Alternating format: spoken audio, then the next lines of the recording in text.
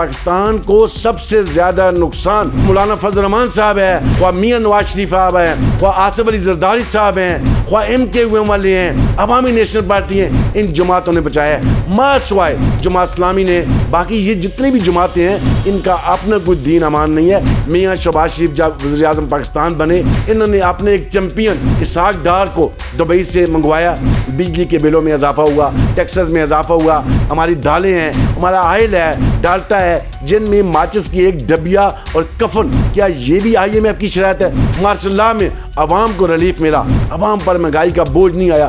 اگر نقصان ہوا سیاستدانوں کا، وڈیروں کا، اشرافیہ کا۔ مولانا فضل الرحمان صاحب نے ایک بڑا دھرنا دیا تھا اور للکایا تھا اسٹیبلشمنٹ کو، پھر ان کے ساتھ مذاکرات ہوئے، وہ بیک ہو گئے۔ کیا میاں نواز شریف صاحب کا، مریم نواز شریف صاحبہ کا اگر ووٹ کو عزت دو کا نعرہ درست تھا تو کیا انہوں نے پھر ووٹ کیوں دیے؟ کہ جمہوریت کی ہار میں جو ہمارے پاکستان کے سیاستدان ہیں یہ خود ڈکٹیٹر ہیں۔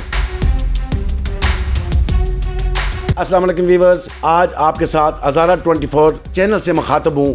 آج کا جو میرا ٹاپک ہے کہ پاکستان کی عوام کی یاداشت انتہائی کمزور ہے۔ پاکستان کی قوم نہیں کہوں گا، 75 سال میں قوم نہیں بن سکے، آج بھی ہم ہجوم ہے، جمگٹھا ہے۔ پاکستان کی عوام کی یاداشت کیوں کمزور ہے؟ آپ کو یاد ہوگا کہ ماضی میں جب میاں محمد نواز شریف پر پاناما لیکس میں وہ نہال ہوئے تھے تو میاں نواز شریف صاحب نے اور ان کی بیٹی مریم نواز نے بڑے پیمانے پر ملٹری اسٹیبلشمنٹ کے خلاف عرضہ سرائی شروع کی تھی، ایک کمپین لانچ کی تھی، ووٹ کو عزت دو، اور اسٹیبلشمنٹ کے خلاف تھی وہ ساری کمپین ان کی۔ اس کے بعد اگر آپ دیکھیں تو یہ بڑے پیمانے پر مہم رہی۔ میاں نواز شریف صاحب گرفتار ہوئے جب PTI کی حکومت آئی تو وہ ایک علاج کے بہانے بیرون ملک ضمانت پر چلے گئے۔ آج 5 سال ہونے کو ہے، وہ ابھی تک پاکستان میں واپس نہیں آئے ہیں، جبکہ ان کے بھائی کی 16 ماہ کی حکومت بھی رہی ہے۔ اس سے قبل آپ دیکھیں، میں تب کہہ رہا ہوں پاکستان کی عوام کی یاداشت انتہائی کمزور ہے۔ جب پیپلز پارٹی کے وزارتی عظمیٰ کے جو لوگ تھے، سید یوسف رضا گیلانی صاحب،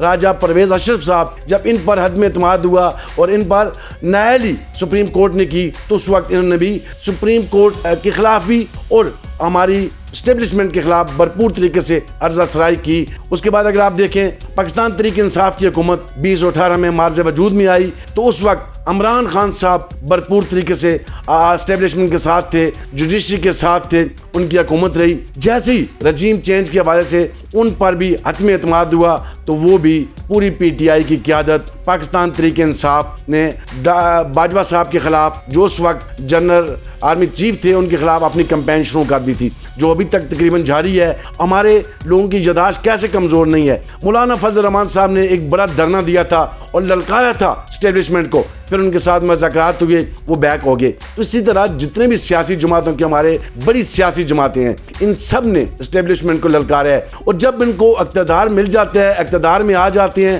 تو اسٹیبلشمنٹ کے ساتھ ہو جاتے ہیں۔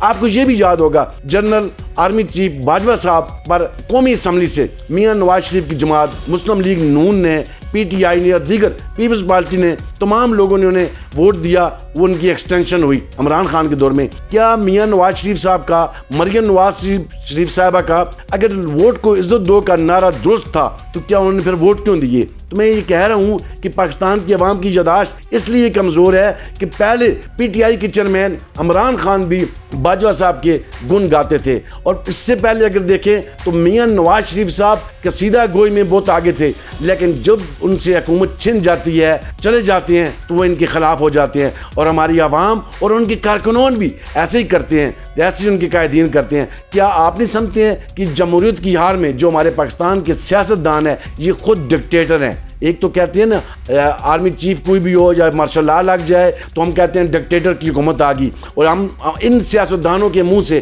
آپ نے ہمیشہ سنا ہوگا پاکستان میں زیادہ حکومتیں ڈکٹیٹروں کی رہی ہیں، پاکستان کو نقصان ڈکٹیٹروں نے پہنچایا ہے۔ میں یہ کہتا ہوں کہ پاکستان کو سب سے زیادہ نقصان پاکستان کی جو سیاسی جماعتوں کے قائدین ہیں، خواہ میاں نواز شریف صاحب ہیں، خواہ آصف علی زرداری صاحب ہیں، خواہ مولانا فضل الرحمان صاحب ہے، خواہ MKM والے ہیں، عوامی نیشنل پارٹی ہیں، ان جماعتوں نے بچایا ہے ما سوائے جماعت اسلامی نے ہمیشہ آپ نے ایک ہی موقف اختیار رکھا، اس پر قائم رہی ہے۔ باقی یہ جتنی بھی جماعتیں ہیں یہ یو ٹرن لیتی رہتی ہیں، ہمیشہ انہوں نے لیا ہے کہ جمہوریت کی ہار میں انہوں نے ڈکٹیٹرشپ کیسے ہیں یہ سیاستدان اپنی جماعتوں میں یہ انتخابات نہیں کرواتے ہیں۔ اگر انتخابات کرواتے تو کبھی بھی امیر مقام پاکستان مسلم لیگ نون کا صوبائی صدر نہ منتخب ہوتا اور یہ لوگ ایک دوسری جماعتوں میں اقتدار کے لیے جاتے ہیں، ان کا اپنا کوئی دین امان نہیں ہے، تو اس لیے خدا را پاکستان کے جو عوام ہے اور سیاسی جماعتوں کے جو کارکنان ہیں وہ اس طرف ضرور توجہ دیں۔ موجودہ جو 16 ماہ کی حکومت ہے،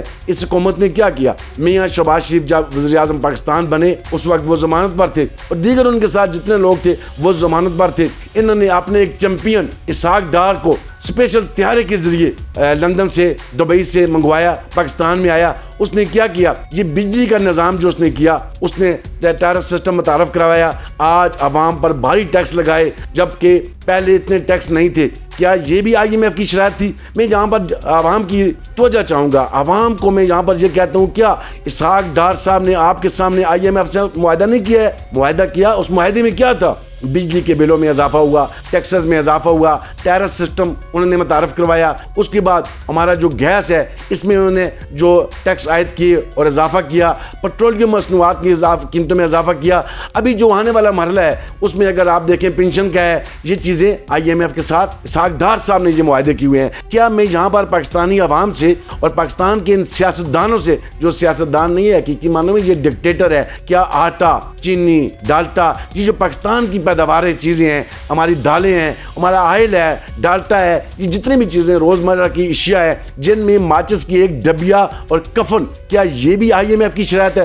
میں اتنا مسلم لیگ نون کی، پیپلز پارٹی اور جتنے بھی سیاسی پارٹیاں ہیں ان کے قائدین سے یہ جاننا چاہوں گا، کیا یہ بھی آئی ایم ایف کا حصہ ہے؟ اگر نہیں ہے تو یہ آپ نے کیوں مہنگی کر رکھی ہے؟ آج پاکستان کی عوام 2 وقت کی روٹی سے محروم ہو چکی ہے۔ کیا میں سمجھتا ہوں جب بھی مارشل لا آیا، مارشل لا میں عوام کو ریلیف ملا، عوام پر مہنگائی کا بوجھ نہیں آیا۔ اگر نقصان ہوا تو ان بڑے سیاستدانوں کا، وڈیروں کا، اشرافیہ کا۔ یہ سیاستدان پاکستان کی جو جمہوریت کی آڑ میں حکومتیں کرتے چلے آ رہے ہیں 75 سالوں سے، میں سمجھتا ہوں ان سے ہمارا جو مارشل لا کا دور ہے، ڈکٹیٹر کا دور ہے، کافی حد تک بہتر ہے۔ ابھی آپ دیکھ لیں یہ 16 ماہ کی حکومت میں انہوں نے اپنے کیس معاف کروا لیے، نیب کے قوانین میں انہوں نے ترمیم کی، اپنے لیے سہولت پیدا کی۔ کیا 50 کروڑ تک کرپشن کی اجازت دی جا رہی ہے؟ آج اگر عام آدمی کسی جیل میں ہے اس کو ضمانت نہیں ملتی ہے علاج کے لیے، میاں صاحب ابھی تک واپس نہیں آئے۔ کہوں گا کہ جب ان کو اقتدار چاہیے ہوتا ہے تو یہ اسٹیبلشمنٹ کے تلوے چاٹتے ہیں، اسٹیبلشمنٹ کے تلوے چاٹتے ہیں، ان کی جی حضوری کرتے ہیں، اور جب اقتدار چلا جاتا ہے تو یہ ہماری پاک فوج کے خلاف ارزہ سرائی کرتے ہیں۔ تو یہاں پر میں اپنے پاکستان کی عوام سے، تمام سیاسی کارکنان سے یہ کہوں گا کہ خدا را ان سیاستدانوں سے چھٹکارا حاصل پائیں، ان کو پروٹوکول دینا، ان کی نعرہ بازی زندہ باد زندہ باد کا نعرہ پاکستان کی عوام کو لے ڈوبے۔ اب آپ ان سے جان خلاصی کروائیں، جب تک آپ ان سے جان خلاصی نہیں کریں گے، ان کا پروٹوکول بند نہیں کریں گے، کیا آپ کے سامنے 16 ماہ میں آپ کے لیے کوئی قانون سازی کی گئی ہے؟ پی ٹی آئی کی بات کروں، رجیم چینج کے بعد وہ بھی ہماری اسٹیبلشمنٹ کے پاس خلاف کھڑی ہوئی ہے۔ اس کے علاوہ جتنے بھی جماعتیں ہیں میں سمجھتا ہوں کہ پاکستان کے مفاد کے لیے کوئی کام نہیں کر رہی ہے۔ اگر جماعت اسلامی کی بات کروں تو وہ اس وقت مہنگائی کے خلاف برسر پکار ہے، انہوں نے پورے ملک میں احتجاج کیا، گورنر ہاؤس کے سامنے احتجاج کیے، تو یہ عوام کے حقوق کی بات ہے۔ کیا جہاں پر پی ٹی آئی کے لوگ نہیں آ سکتے احتجاج کے لیے؟ مسلم لیگ نون کے کارکنوں کے لیے مہنگائی نہیں ہے؟ پی ٹی آئی کے ساتھ پیپلز پارٹی کے لوگ ہیں، کیا ان کے لیے مہنگائی نہیں ہے؟ یہ پاکستان کی جو 23 کروڑ عوام ہے یہ اس سے متاثر ہو رہی ہے، اور میں سمجھتا ہوں چند لاکھ لوگ جو ہیں وہ فائدہ اٹھا رہے ہیں، ان کے لیے مہنگائی کا کوئی ایشو نہیں ہے۔ ناظرین، مجھے اور ہماری اظہارہ نیوز 24 کی ٹیم کو اجازت دیجیے، تب تک کے لیے ایک نئی پروگرام کے ساتھ آپ سے ملاقات ہوگی۔ اپنے اور اپنے اہل خانہ کا خیال کیجیے۔ اللہ حافظ۔